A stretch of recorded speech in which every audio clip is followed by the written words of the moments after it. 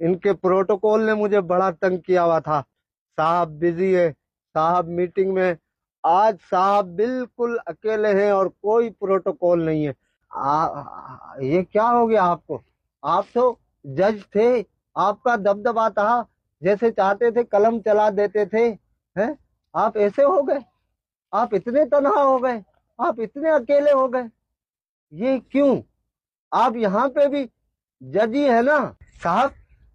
صاحب یاد ہے میں وہی ہوں جس کی بائک چوری ہو گئی تھی. میں آیا تھا آپ کے آفس کے باہر 6 گھنٹے کھڑا تھا, مگر آپ کے پروٹوکول والے تو مجھے اندر آنے ہی نہیں دے رہے تھے. وہ کہہ رہے تھے صاحب بزی ہے. تو آپ یہاں پہ بھی ڈی ایس پی ہے کیا؟ اب آپ ڈی ایس پی نہیں ہے؟ اب آپ کے گارڈ مجھے روکیں گے تو نہیں؟ کوئی مجھے دھکے دے کے باہر تو نہیں نکالے گا؟ ہیں میری بے عزتی تو نہیں ہوگی یہاں پہ؟ آپ تو وہی صاحب ہے نا جس کا لاہور میں الگ بنگلہ تھا, کراچی میں الگ, اسلام آباد میں الگ, اور آپ کی فیملی یو کے میں رہتی تھی. مگر آج کل آپ اتنی چھوٹی جگہ میں رہ رہے, تو لوگ کیا کہیں گے؟ آپ کی عزت پہ بات نہیں آئے گی؟ ہیں آپ یہاں بھی تو بہت بڑے, آپ تو اتنے بڑے بلڈر تھے, آپ کا تو اتنا نام تھا. آپ تو ساری چیزیں بنا بنا کے لوگوں کو بیچتے تھے, اور اس کے بعد اس کی ڈبل فائل نکل آتی تھی. تو کیا یہاں پہ بھی کوئی ڈبل فائل ہے؟ یہاں پہ بھی آپ بلڈر ہیں؟ ارے صاحب آپ تو ہر چیز برانڈڈ پہنتے تھے.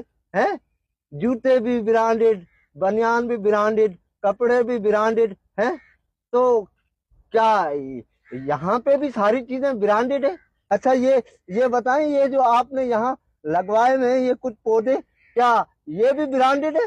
ارے یہاں تو مجھے نہ ڈی ایس پی مل رہا ہے, نہ مجھے جج مل رہا ہے, نہ مجھے برانڈڈ والے مل رہے ہیں, نہ مجھے بلڈر مل رہے. ارے یہ حاجی صاحب, حاجی صاحب, حاجی صاحب کچھ بولیں تو صحیح. حاجی صاحب آپ تو بہت بڑے تاجر تھے. آپ چیزیں اسٹاک کر کے رکھتے تھے اور اس کے بعد اس کو ڈبل ریٹوں پہ بیچتے تھے. آپ یہ سوچتے تھے کہ چیزیں مہنگی ہوگی تو میں ڈبل ریٹ پہ بیچوں گا تو منافع ہوگا. تو یہاں بھی آپ ساری چیزیں کیا ڈبل ریٹوں پہ بیچ رہے ہیں؟ اور کیا یہاں بھی آپ حاجی صاحب ہیں کیا؟ جو آج صاحب مسند ہیں وہ کل نہیں ہوں گے. کرایہ دار ہیں, ذاتی مکان تھوڑی ہے.